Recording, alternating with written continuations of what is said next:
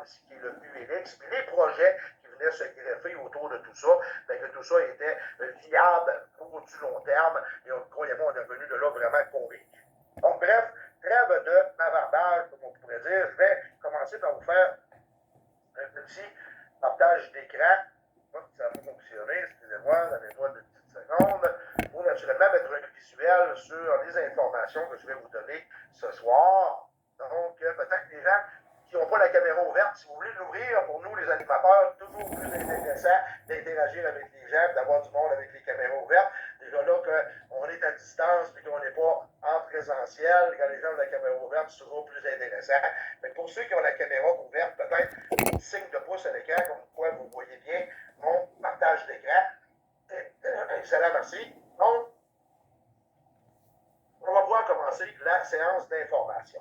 Ce que vous voyez à l'écran en ce moment, la société de marketing relationnel que nous, on développe en ce moment, c'est la société Meli. Et vous allez comprendre que la société Meli est seulement un créateur, si tu veux, de connexion entre certains services ou, par exemple, la blockchain de Vultron, des choses qui sont offertes et disponibles sur le Web 3 ou sur les blockchains.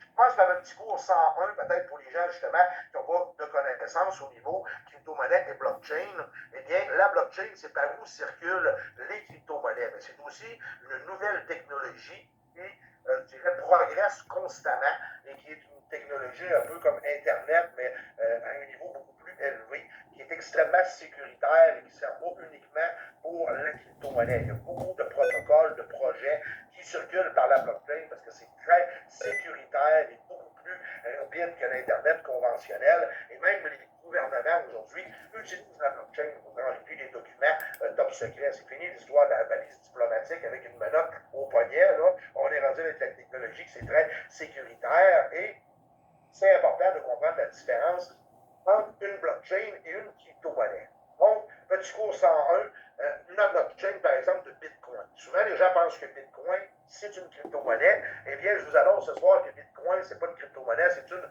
blockchain. La première blockchain de l'histoire qui a été développée et qui a